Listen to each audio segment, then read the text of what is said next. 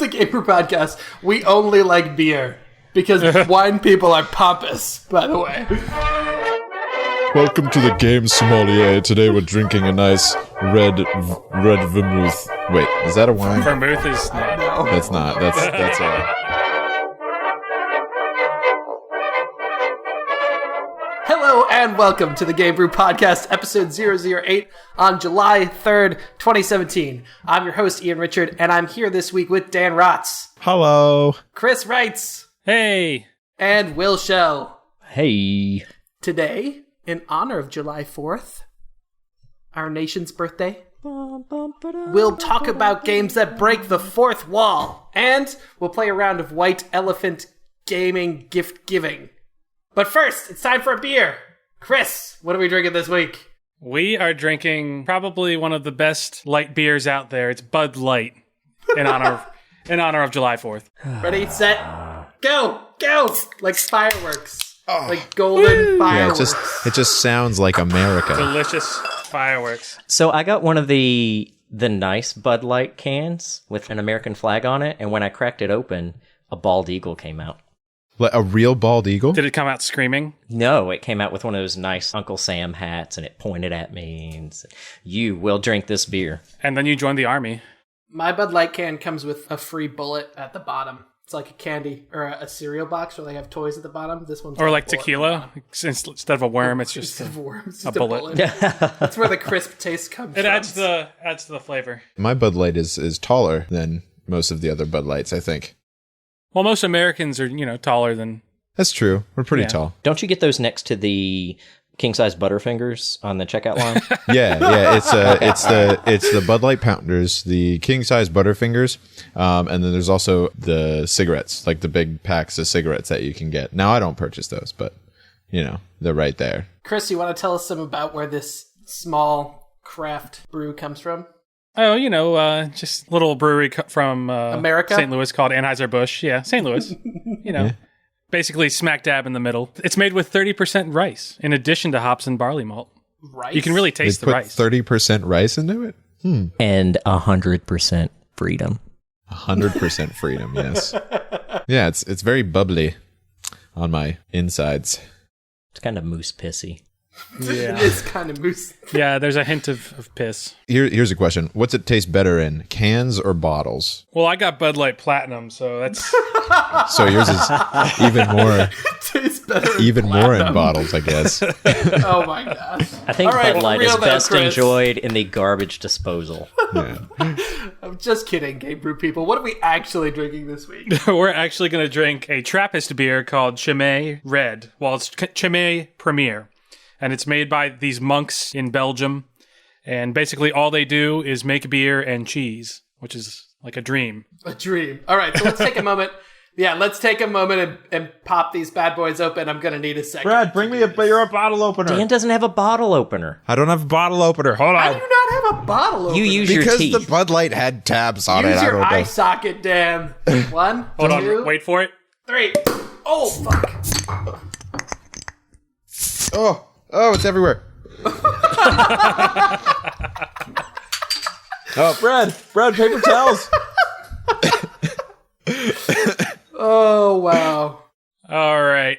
But yeah, it's made by these monks in Belgium. They just make it to support their monastery, and then the rest goes to good causes. Tastes like pretzels. It's got a nice toasty flavor to it. It is. I know you can't see this. I do this every week, but that is a beautiful beer. It's so thick. It's pretty cloudy. Yeah. The head is nice and big bubbles on that head. And it is super smooth and like I Very said, pretzel-y. toasty. Yeah, toasty. Very pretzely. It is quite good. Mm-hmm. I like it. It's almost got a wine aftertaste for me. After you swallow on the back of your tongue, it kind of lingers around there, a little bit tart. You're a little tart. Like a tannin or something like that? Is that what they call those? I don't know what tannins are, but yes, like tannins. We'll pretend that's a thing. I may have just pulled that out of my ass. All right, guys, what have we been playing this week? What haven't we been playing this week? Yeah, Will, you should go first. You've been going so because hard. You've been going crazy. Will's played everything. Well, I've been sitting on a cushion to play because the wallet side of my ass is hurting because I spent so much money on the Steam sale. So much, in fact, that I didn't write it all down before we got together here, and I have no idea. I can't give you a full list of what I bought, but a synopsis is things I've been playing. Shadow of Mordor, Nice. which is excellent. $4, $5, whatever it was. 4. I think it was 4. Great. Love that game. I picked up the Black Watchman. Yep. Doom 2, Broforce. Wait, The Doom 2 Surge. is Doom 2? Or So, Doom 2. the Doom sequel also? to Doom? Doom Also. also. Okay. Oh, okay. Yes. Yeah, I The was going to most say, it's recent like Doom 2. Okay. That game's sweet. In No, 1998. the T00, and just a whole mess of other shit. The things I've been playing this week, however, are The Surge, the Black Watchman, and a little bit of Doom. What'd you think of The Surge? I like The Surge. We all remember I do not like Dark Souls. I would Fun. rather punch myself in the balls repeatedly wearing a very hefty brass knuckle with spikes than play Dark Souls. But The Surge, for whatever reason, I can get into. And I think that it's because it's Dark Souls, but it's happier. It's right? happier? The music is Dark happier. Souls is happy. The environment is brighter and happier. When you're in your little, what the equivalent of Dark Souls, the bonfire area would be. Uh-huh. I forget what they call them at the moment, but when you're in that little safe zone, there is this oddly pleasant and appropriate country music track. The Surge is like a sci-fi western. Kind of like Borderlands type feel? Because Yeah, I always felt yeah, like Borderlands yeah. had that kind of Western feel, too. It's got that kind of vibe to it, yeah. But another reason I really like The Surge is because it actually explains what buttons to push to perform certain actions. It does push you into the pool to an extent and say, good luck, fucker. But it also at least explains how to float before you do that. Yeah. I do that to small, like, 4-year-olds, and they tend to like that very little, so. Play them some nice country music in the background. And then they'll okay. like it more. How many hours deep are you, Will? I am about 6 hours deep, I believe. okay, So I'm cool. still very much in the beginning, and I'm going through, I think I'm in probably the third or fourth area. I'm coming up on my first boss fight. I just haven't gone to fight the boss yet. Something that's different from Dark Souls, you collect resources to upgrade and or build your equipment. If you need equipment for, say, something that attaches to your left arm, you've got all these hookups on all your extremities and your head and your torso. If you need left arm equipment, you zero in and focus on using the targeting system, the left arm, and you perform a finishing move. And it drops equipment that you can then use to build or upgrade equipment for that left arm. Same for the head. That's pretty everywhere. neat. So you dismember other things and then attach their pieces to you. Yeah. And all the while, you're leveling up your skill with whatever weapon you're using. So I've been using a medium one-handed weapon. If I were to switch to a polearm type weapon or a big heavy two-hander, despite the fact that I've leveled up a lot of my equipment, I would drop back down to level 1, and I'd have to spend some time working up my skill and proficiency in that weapon set. Cool. I like it. It is Dark Souls, but happy, and it explains what to do, and it's a ton of fun. I'm having a blast with it. That sounds really cool. Chris, what have you been getting into, man? Diablo 3 just came out with the Rise of the Necromancer kind of add-on. So I've been super into that because that was one of my favorite characters back in Diablo 2. And I can't tell you how, Diablo 3's always had that great arcadey kind of speedy feel to it. There's so much joy in just watching your screen explode with corpses all the time, just constantly. It's constant. It's so much fun. Do you play the 1812 Overture while that's going on? You could. I haven't yet, but that's a good idea. But it's literally a blast, and I can't recommend it enough. If you like Diablo 3 and you haven't checked it out, you should. They've also added a couple other areas that you can go check out, and they've really streamlined it. So, I mean, I can't remember the last time I actually played the story of Diablo 3, but there's still so much replayability with that game, and I don't know what it is, but it's so much fun. My concern with games like this that add another character later on as an expansion is that character sometimes ends up feeling overpowered or somehow imbalanced with the other ones. He's way overpowered right now. It's ridiculous. He's so overpowered. Right. Does that bother you? It doesn't bother me because I'm playing it. If I was trying to run up a leaderboard against other people, it might. But I feel like, let's say that it came out and it was underpowered, people would be mad because it wouldn't be as much fun. So, I get why they're doing it. And also, the Diablo 3 market, in terms of purchasing the original set, is kind of saturated right? It's not that there are a lot of players coming in that try out a bunch of different characters and find out that the necromancer is just way overpowered and forget about the rest of them. Almost everybody has already played most of the characters. For I mean, I can't remember how old Diablo 3 is at this point. It might be even like 5 or 6 years old. At least 4. So, I mean, yeah, like the people that wanted to buy Diablo 3 have already bought Diablo 3, and they're just adding replayability at this point. Is he like the other ones where there's, you don't have to play him one certain way. You can play him as a melee character, as a ranged character, as sort of a utility movement kind of avoidance person? Yeah, kind of. So there's like you get more into that once you start getting sets, once you hit level cap. So he has a set that's based on having a massive army of different people around, like different skeletons and golems and stuff around him. There's one that's based on his bone armor. That's one that's based on blowing up corpses and stuff like that. So it depends on how you want to play him, for sure. Sure. That's cool. I'm glad that's out, man. Dude, I'm so happy. Like it's been a blast. Like I've been waiting so long, and it's been a blast. He's like, I mean, he was one of the quintessential characters from Diablo 2, so it's good to see him back. I'm still pulling for Druid myself. But that was an expansion character too. It was. Yeah. Dan, what have you been up to? Well, a lot of the same, almost literally. I had one quest that I had to finish in Stardew Valley before I could feel like I could play something different, and I finally did it. There's the whole... Yay! Yeah, I did it. Congratulations, Dan. Yeah. What was the quest? In Stardew Valley, there's 2 roads you can take. There's like a large corporation that you can either pay money to and upgrade stuff, and you'll get gifts and more things to farm. Will's tuned out. I can see it in his eyes. He's like, I'm going to look over here and not do anything else. No, I'm here. I'm just admiring the beer. Like, it's got we'll talk about it at the break. It's got an amazing smell to it, and I'm dying to talk about the essence. But what I was doing was the other one, which is kind of the chaotic good versus the chaotic evil thing. Joja Mart, which is the corporate... Well, they were more lawful evil. I guess they're lawful evil, yeah. So instead you do the good ending, which was you have to make all these things in the bundle.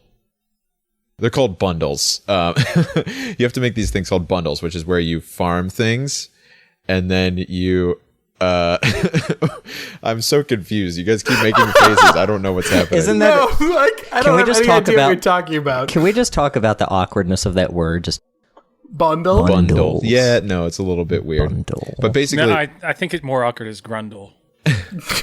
Yeah, to make these grundles. And so Dan played some farming games again. I played some farming games again. So basically, as a person who's played Stardew Valley, you've finished all of that in their first year? No, it was the end of the second year. I finished my second year. Damn, dude, you already... Oh, fuck. Yeah, I'm on point. 69 You're hours. a farming machine. 69 hours. I finished the second year, and I finally found the freaking truffle that I needed to finish the community center. So now I kind of fell into this thing that happens whenever I know there's more content that I could do, but since I finished the main quest, I don't really want to play it anymore.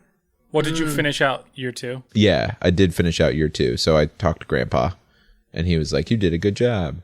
And I said, "Thanks." Wait, Grandpa's Pop. alive? No. Thanks for spoiling No. Stardew Valley. Spoil Stardew Valley. No, he's not alive. It's his ghost that comes back. No, stop, Dan, stop. I'm like 7 hours in. Oh my gosh. No, Dan, keep going. People need to play real games. If you have... Will. Okay, here's another is a real spoiler. game. Shut If you up. can make it through Stardew Valley without using a wiki at all, good on you, because good lord, there's entirely too much to be able to remember. And what's crazy is that one person did all of it. I know. That's the best part. It's crazy. Yeah, that's pretty intense. It's so much fun. Like camping. Yeah. Yeah. So I've been playing, for some reason I got back into Titanfall 2 this week. Nice. You were I have saying no that, explanation why. I forgot how amazingly polished and content rich the multiplayer is on this game. It is spot on. They nailed it. And it is a damn shame that it was totally overshadowed by the other 1. first-person shooters that were out, especially Battlefield 1, because Titanfall 2 is great, and I think everyone should go play it. I don't like EA. I don't think they're great at a lot of stuff, but goddamn, they nailed Titanfall 2. It is so good. That wasn't EA. That was the company that made it. It was the company that... I think it came out of right. the original group that did Not of Duty. Treyarch, but whatever they became. It was Respawn. Yeah. That's what it was. Yes. Yeah, I still haven't picked up Titanfall 2, but I mean, neither. I know you've raved about it, and I will eventually. And you're absolutely right. It is a shame that it came out literally a week before Battlefield 1. And Yes. I can't really believe that EA would gimp themselves like that. I don't know. I'm not sure what the deal is, because I thought Titanfall 1 was really great too. Lacking on a single player story. I don't know how much people cared about that, but again, the multiplayer was so great. I enjoyed and it. the traversal in that game is just such a joy. I lose. I want to be clear. I'm not good at Titanfall 2.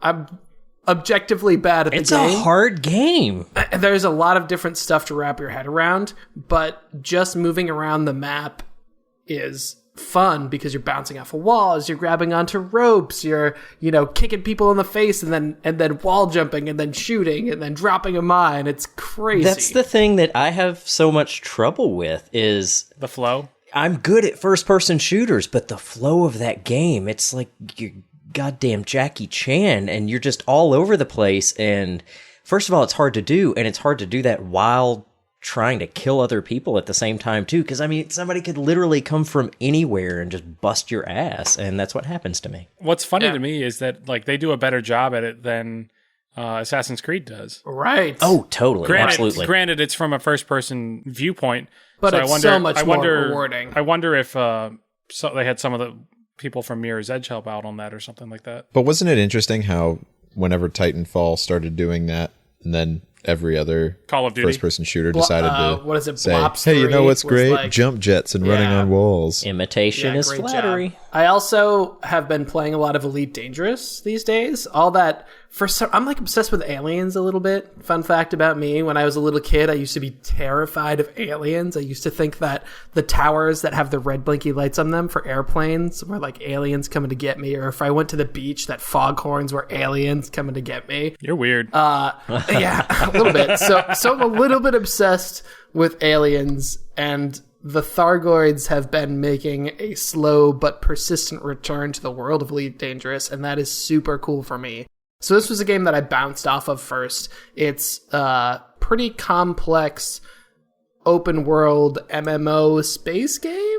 Yeah, that's a good I don't know that's how a good else to describe descriptor, it. I think. But I remember seeing someone with a video the first time that there was a Thargoids. Is that what they're called? Thargoid, yes. Yeah, whenever they saw what they thought was a Thargoid, like they were just flying through space, and all of a sudden their ship just stalled out, and they were like looking around. They were like, "Oh, the pirates are attacking me! I got to get out of here!" Then all of a sudden, this giant thing floats by, and it was just like, "What?" The guy was freaking out. He was like, "Oh my gosh, what is that?" Yeah, just a really cool event. So I've been getting back into that, and it's super fun. It used to be that this game, originally my complaint with it, I played on Xbox One a while back, and my complaint with that is that it was really content devoid. It was devoid of content. And now they've added enough stuff where it feels like a full release title. So if you were thinking about getting Elite, but you were a little afraid that it wasn't quite fleshed out yet, I would say now's the time to jump in. Go do it. It's super cool. Do you have the level of customization that you do in... I don't want to compare it to EVE, because there's EVE Online, because those are two totally different types of games, but do you have that depth of just sheer customization that you can do with your ship? It is not as deep as EVE, but in terms of mechanics, in terms of how you want to build out your ship, what you want it to do, if you want it to trade or do combat or whatever, it's pretty deep in that way. The cosmetics are almost all extras, so you have to go buy a ship skin if you want it to look cool. But in terms of mechanics, it's pretty diverse. Not as much customization depth, but definitely more depth in terms of interactivity of gameplay.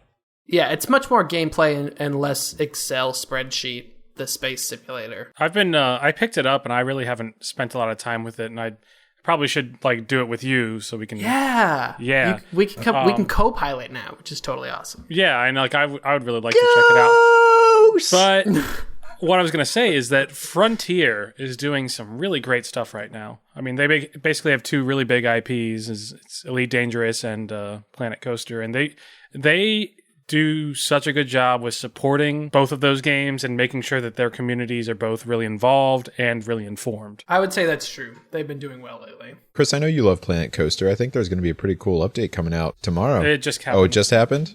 Nice. I believe so, yeah. Yeah. Fun fact, Chris is actually on Planet Coaster's promotional staff. He just talks about them all the time because he thinks they're, they pay him. That's why. It's not true at all, but it seems like it is because he loves it so much.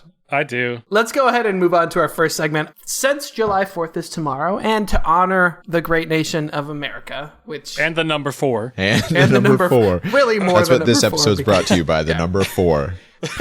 Today's episode brought to you by the number 4. 1.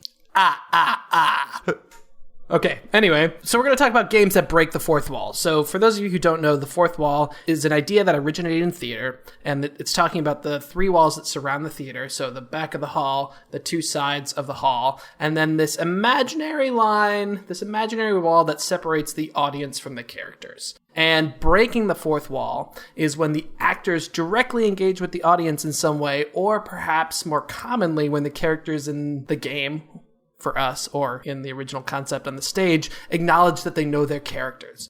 And this is a really cool concept because for me, it helps to build more interaction with the game. It helps to make the game seem more real because you're blending the line between what's a game and what's reality.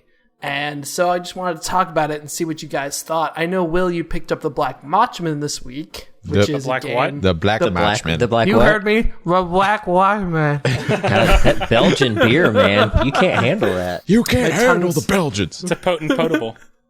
The Black Watchmen. So tell us about it. So the Black Watchmen is a really tough game to describe. If you want a really great analysis, much more eloquently than I will be able to put it, there's a guy, ACG Alpha Centaur Gaming on YouTube, does a great 20-minute review of it and explains it very well. But succinctly, the Black Watchmen is pure augmented reality. It's a game that knows it is a game, and it crosses the boundary to where it's presenting you real information from the real world a lot of times that you have to do detective work on. The best way I can describe it is it makes me feel like I'm a detective trying to solve a crime, which is essentially what you are doing. The premise is you work for this Black Watch oversight agency, NSA type thing, and you work different cases. I can't say a lot about the cases because it would spoil it, and there's so much fun and they're incredible. But you get this information and it crosses that boundary. It augments reality in such a way to where you find yourself on the actual internet or on your phone doing things to sift through this information of game developer falsehoods interwoven in there. And there were several times I was researching something on like Wikipedia and I had to pause and be like, oh my God, I need to go to like the Chicago Tribune or the New York Times or Encyclopedia Britannica and find out if what I'm reading about is a real thing. And often it was. So it messes with you that way, and it's intense. And they do these things called seasons. When the game is in season, you can sign up for different levels. Basic level, you do everything on the computer and you research and you basically solve the crimes, in air quotes there. You can take it up to, I believe, orange level. You can put in your home address and your cell phone number, and you'll get calls from NPCs and or things in the mail that are relevant to the cases you're trying to solve. And the top 2 tiers, black tier, you can't get into anymore. You had to be a Kickstarter contributor for that. But I believe it's called green tier. You have to sign a real medical waiver, and they send you out into the world to do stuff. Right. So I am so excited for season 3. There's a little bit of stuff teased out there about it, but not a lot. I want to try that. I would absolutely do that. Nice. That's cool. Ian, you checked it out as well, didn't you? Right. So I was just going to say I dipped my toes in a little bit, and I really appreciate that they're not... It's sort of like Dark Souls' approach to puzzle solving, which is funny that Will doesn't like Dark Souls, but he likes this because they essentially give you a bunch of tools, just like Dark Souls does, and then they say, go figure it out yourself, right? But it's really cool that they trust you as a gamer to dig into that yourself. So I've only done maybe like the prelude bits of it. I haven't really gotten into the game itself, but I think it's a really cool idea, and it's something that I think I'll invest some more time in it because it's kind of a fun thing. I'm interested in it because I like the kind of I like researching things and checking shit out and kind of solving stuff on my own. And I'm also a little apprehensive about this game. Why?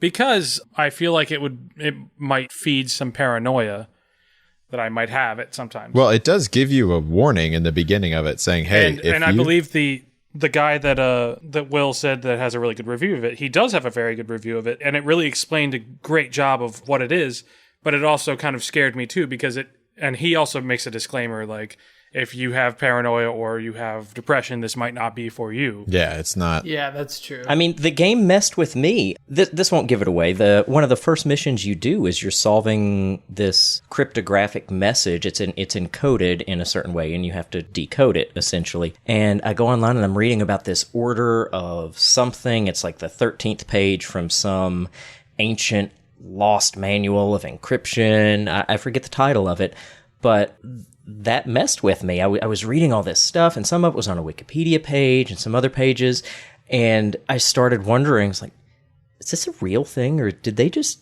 go set up all this shit on Wikipedia as just a page? And I had to just take a step away, like I said earlier, and go do some research elsewhere and find out, is this real? Which I thought was really cool. You know, I learned something new. It is a real thing. And I'm just amazed at how they interwove that into a game. So it's very educational if you take the time to really dig into it and learn about these things beyond the scope of what they intend. Sure. Right. But I think Chris's point is that people who are, a lot of the time, I should say, I know people who harbor maybe off the beaten path concepts about certain things that I think are maybe self-destructive. And there's a lot of, you know, the media is kind of under attack at the moment. Yeah, I think someone with actual diagnosable mental issues distinguishing between reality and their paranoia, fantasy, yeah. You should avoid this at all costs. Because it messed with me, and I'm a perfectly sane. I'm the smartest man in the Game Brew Crew. Well, I mean, Okay, let's dial it back there, Will. but definitely something that breaks through that fourth wall and just For goes sure. crazy with stuff like that. oh, absolutely. That's cool. Very cool. Chris, Dan, what do you guys got? To me, the fourth wall is a entity like a game or a play or a character in a play or a character in a game, acknowledging the fact that they are a character in a game or a character in a play. They know that you exist and that they exist in this play or this game, whereas augmented reality is still a game. It's just using your environment as a way to play that game. I still think augmented reality is breaking the fourth wall. I just think it's interesting that now with VR and like Pokemon Go, that exploded in popularity about a year ago, and then, you know, has slightly decreased in that. Well, I still play. I know you still play. I know there's a lot of Team people. Mystic for the win. Just shout that out. Thank you. Team Mystic.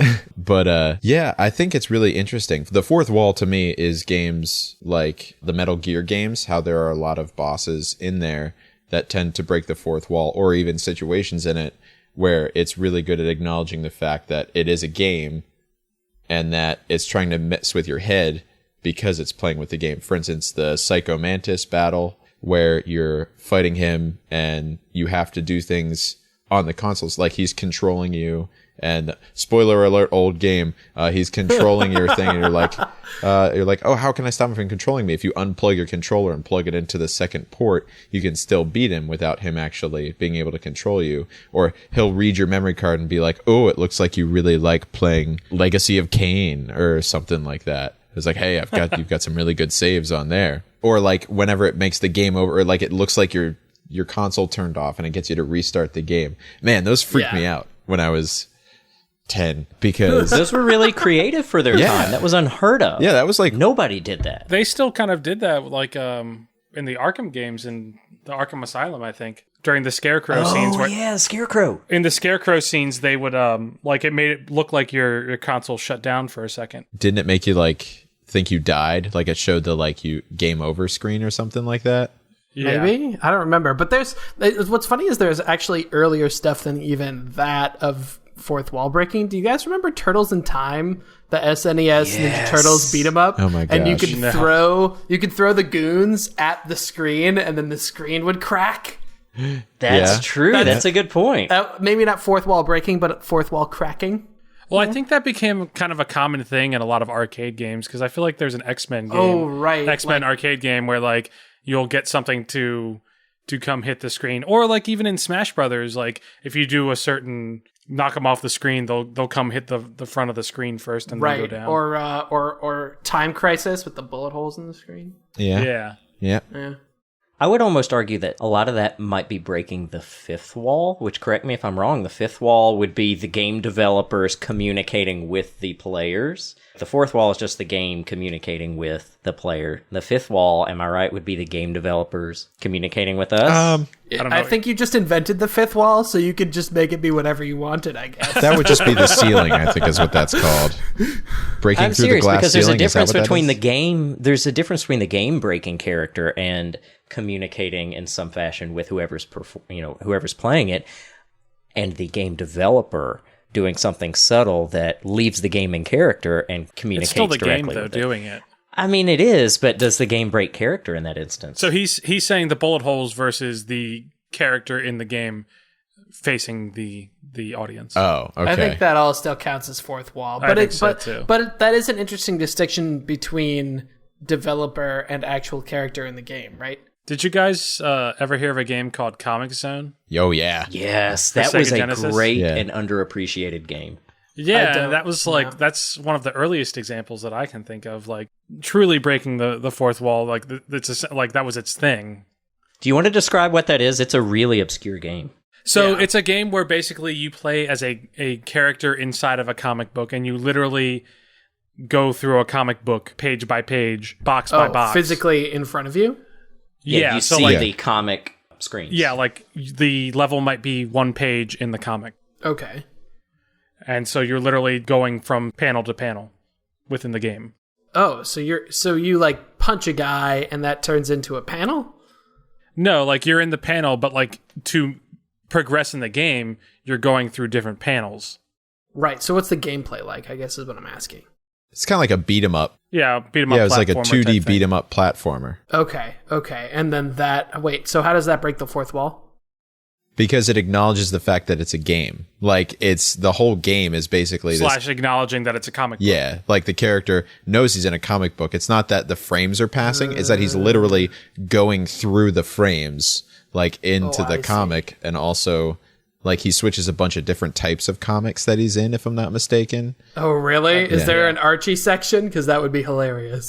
That would be funny. It's an unfortunately short game. Yeah. It's tons of fun, but way too short. Do you guys ever play? Oh, some of you have. We all played Keep Talking and Nobody Explodes, right? A little Oh, bit, absolutely. Yeah. This game. Okay, so this game is on sale on Steam right now. I want to say it's like $5. I'll try Everything's to post it on in the sale show on Steam notes. right now. Yeah, Everyone okay. should own this To game. be fair, Everyone. when this comes out, when it comes out, this will not be on sale. Right. So Keep Talking and Nobody Explodes is a bomb defusal sim, but the way that you defuse the bomb isn't just by cutting wires. So there are wires, but there's also a number sequence, there's a symbol sequence, there's a button that you have to figure out. Sometimes there's codes you have to break or mazes that you have to figure out. And what's great about this game, and where I feel like it breaks the fourth wall, is that everybody who's defusing the bomb can't see the bomb. Only the person who's looking at the bomb can touch the bomb. Everybody else can only give that person instructions. So to me, that sort of transcends playing the game because everybody is interacting with the game in the real world on their bomb defusal packet. I have a counterpoint. I don't understand how that's breaking the fourth wall, though. I kind of don't either. Yeah, wouldn't that be because that would be breaking the fourth wall in the instance of that game would be that game acknowledging that this bomb isn't real and none of this is actually happening or something like that, as opposed to using directions in the real world to play a game. But this is also where I get confused about augmented reality and how that works too. That would be like saying Battleship is breaking the fourth wall, in a way, because you can't see your like you can't see what the other players got I don't going know on. if Battleship is breaking the fourth. The reason I feel like this game is a fourth wall breaker is because it takes a video game and makes you play it outside the video game. Do you know what I mean? Only one person is actually playing the video game. Everybody else is interacting with that game in the real world. And that's what I think is cool about it. Okay. And That's an outstanding point. And yeah, I agree. I mean, I think that's a cool thing. I don't know if it's breaking the fourth wall, but I mean, it's definitely a cool augmented sort of reality. And again, being augmented reality, it's where that weird definition comes in, where it's not necessarily breaking the fourth wall as in acknowledging that it's a game within itself, but it is. It's not breaking the fourth wall where it acknowledges that it's a game. It's breaking the fourth wall because it's sort of blending the gameplay between real world and video game. So you're actually sitting there like looking at a bomb defusal manual, right? Right. And someone else is defusing the bomb. So, Okay. I I don't know. agree. You go see the Blue Man Group or a musical or a play, 99% of that takes place on stage, but every once in a while you go to an event and the performers end up in the audience. And while they're still doing their job and performing, they're crossing that barrier and bringing somewhat of their performance into your realm and your world, and that's still the part of their performance. It's definitely crossing that barrier. It may not be acknowledging, but it's more interactive. Right. Or even more pertinently, perhaps sometimes they bring the audience on stage. Yes. True. Okay. I want to talk about one thing. Who's played Undertale here? Played a little bit. You played a little bit? Yeah. Will, did you play Undertale at all? Nope. Okay. Undertale has this really interesting thing that it does, which is why a lot of people thought it should have been Game of the Year in 2015 instead of not over The Witcher 3. Not over The Witcher 3. We talked about that before, though, Chris. Wait, what's The Witcher 3?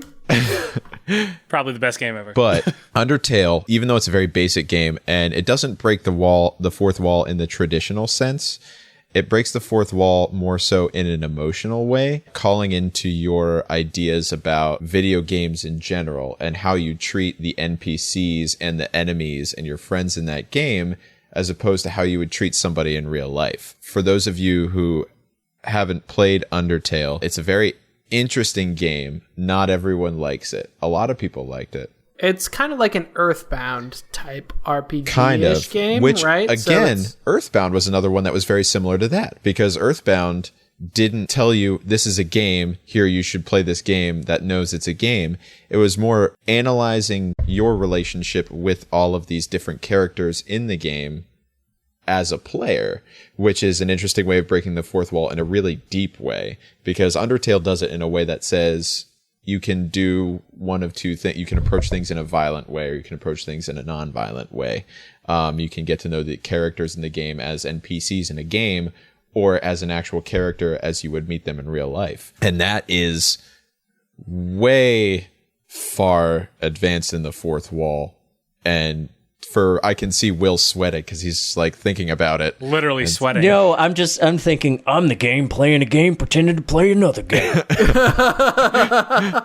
But it's really cool that the developers had that in their mind to do that, to go on a different level with the way they wanted to interact with their audience. No one talked about the Stanley Parable, but I feel like we should probably mention that we know that this game exists and we understand that it's a fourth wall breaker. Yep. It sure is. I don't even know that I want to talk about the Stanley Parable because it's more fun if you just go So then play why it. did you say you want to talk about the Stanley Parable? Well, I'm just saying, you like... literally just said, I don't No, I I wanted to mention it. No, I don't want to talk about it. I wanted to bring it up. I didn't want to give the trolls a chance to be like, oh, you guys didn't talk about the Stanley Parable. It was a neat suck. game, though. Well, they don't have computers. They live under bridges and eat billy goats. I mean, why would they? Fair enough, Dan. Fair enough. Yeah. Fair enough. The one, can I say something about Sonic, the original Sonic Yes, the please Hedgehog? say something Yeah. about Sonic. Because I was thinking about these all week. You remember that time whenever you'd put down the controller when you were playing Sonic for a little while, and he would stand there ready to run, and then he'd just kind of stop, look right at the screen, and tap his foot and like cross his arms and just be like, "We're gonna go, we're gonna play, we're gonna run," you know. And that's kind You're of right. That's a really early example. Yeah, Of breaking yeah. the fourth wall. Well, and actually, one that just came to my attention when you said that was, like, if you kept clicking on people in StarCraft, Oh, they would comment on, like, you clicking on them too much, or like they would have different lines that they would say based on how many times. What would they say? I don't know this. Yeah, every unit had different things that they would say. Like, if you At clicked first, on it would be like multiple Zug times. Zug or like, yes, what can I do Mordor. for you? Yeah, whatever. Zook, zook. Yeah, so that's another cool example.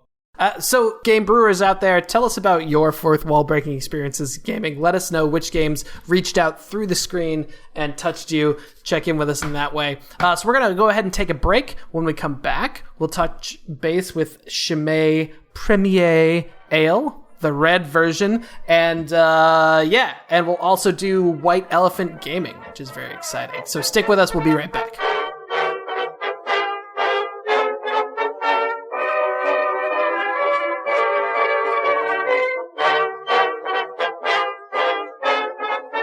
Hello and welcome back to the Game Brew podcast. And we're going to check in with our beer real quick. We're drinking Chimay Premier Ale, the red one. It's a Trappist beer. Will, actually, you were talking about what it's like on the nose. I just wanted to check in with that. Yeah, so it's a natural thing when you take a drink of anything, unless you're drinking through a straw, I guess, to inhale through your nose.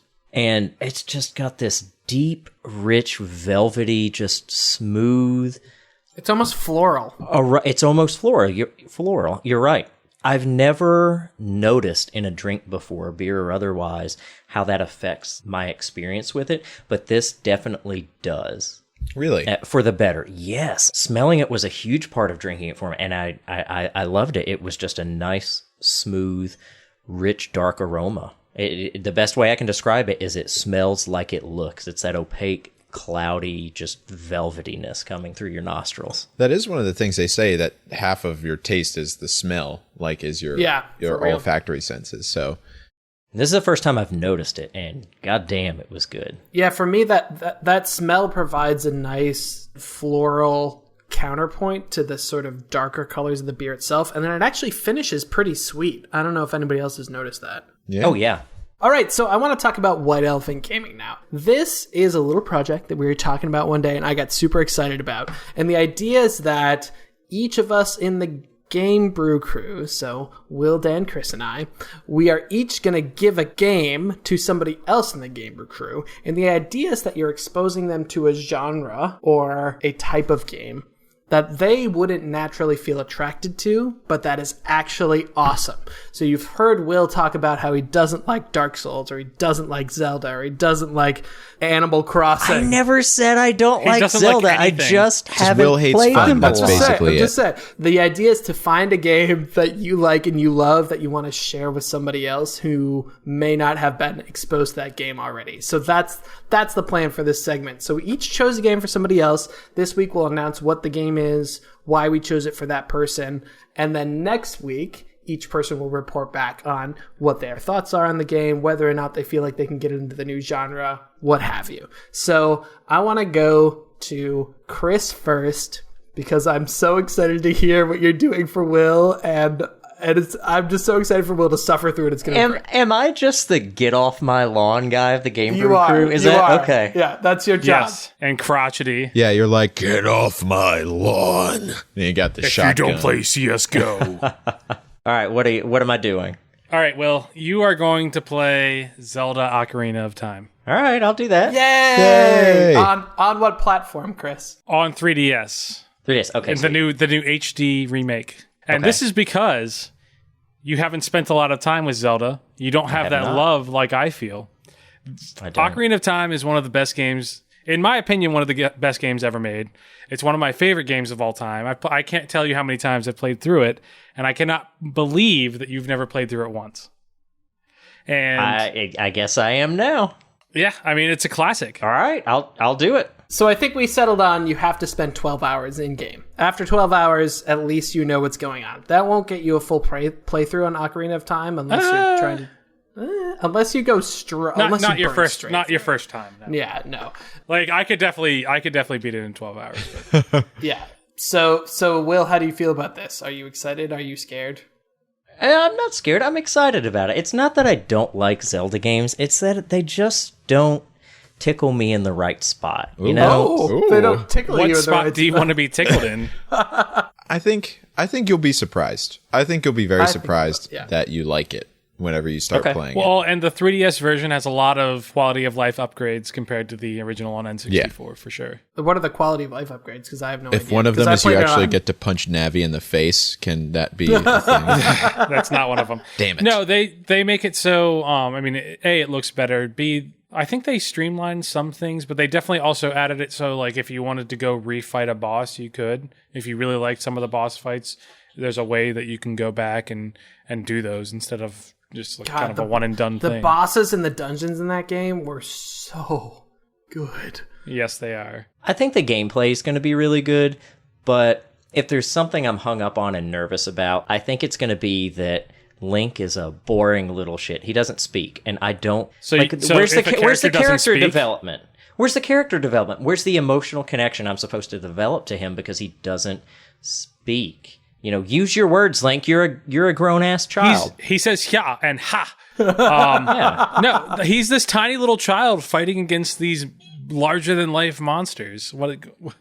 How do you not want to have that connection? But it's also a way to put yourself in the character. Like, that's one of the original ways that they were like, here's how you feel like you're the character, is by they don't give him dialogue because you are making it feel like you are that person.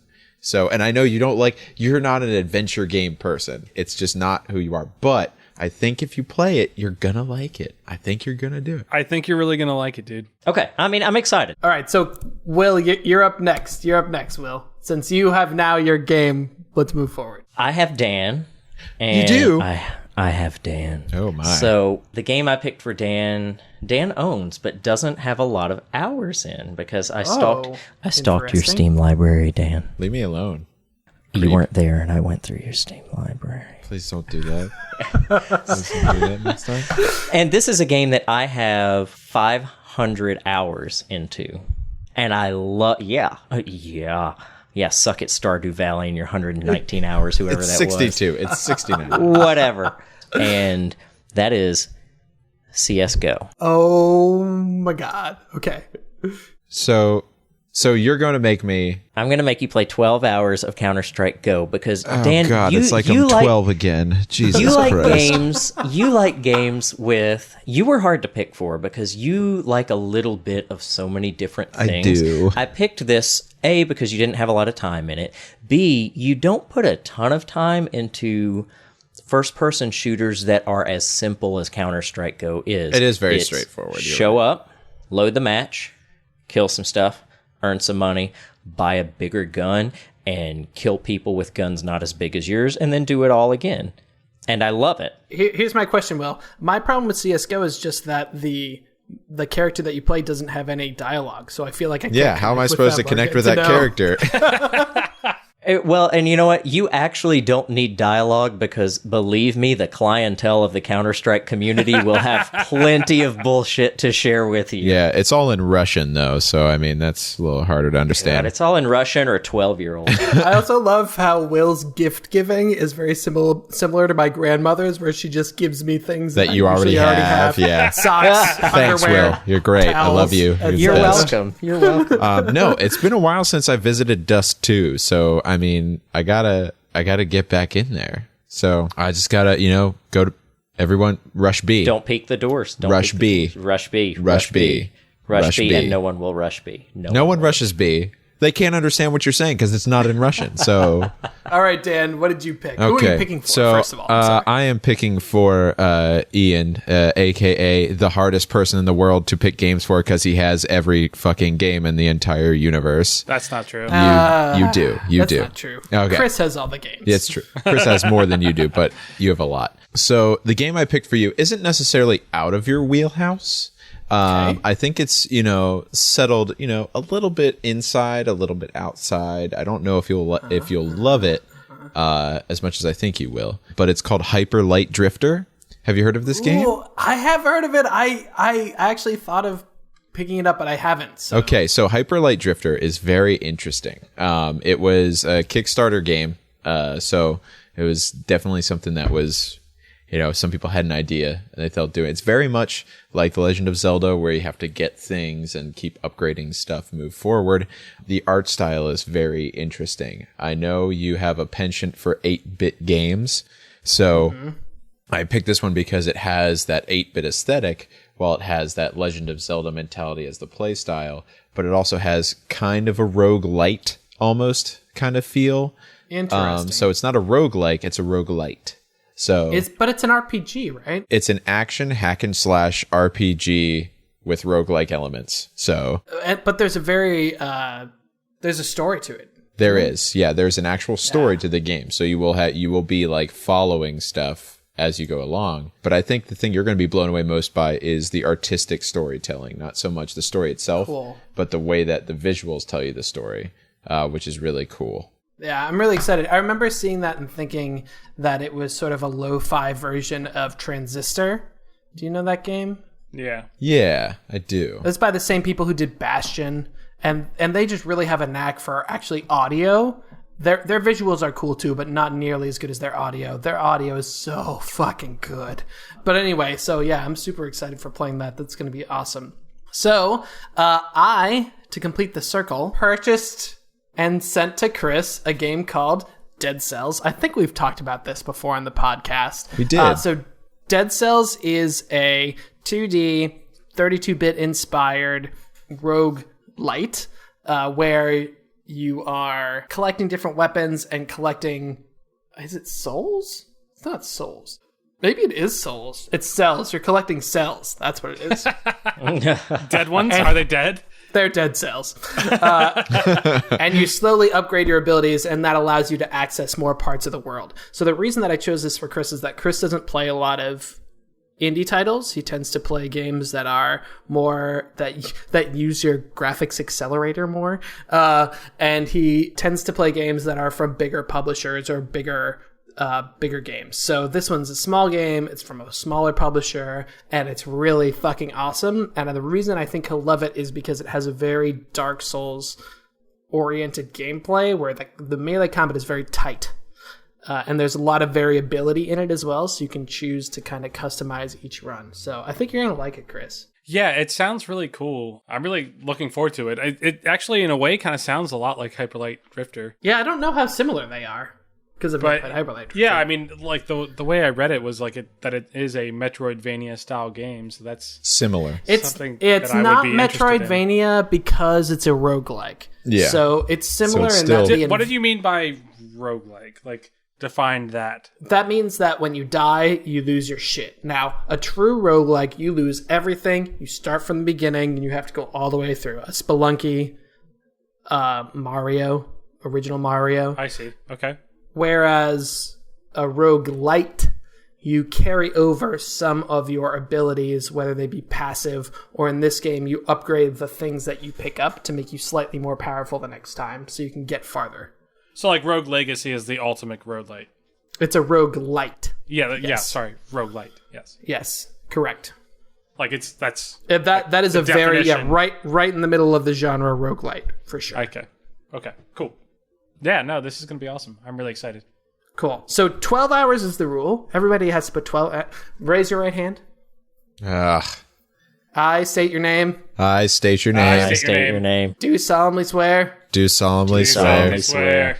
to put an honest 12 hours into the game that has been selected for me. To put a honest an honest 12 hours for me. berserker While drinking. While drinking. This does not include pause time. This does does not not include include pause time. That's good. Put your hands down. So that's the White Elephant Gaming. We got a news quiz coming up. I'm excited for the news quiz.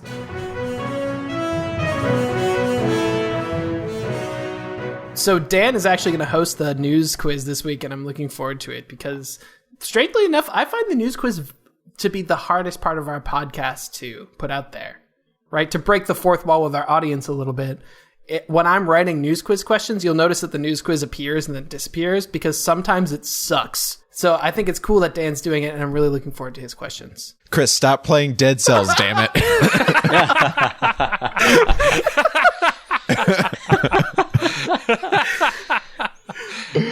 All right, here we go. And welcome, everybody, to the news quiz. My name is Dan Rotz. I will be your host this evening.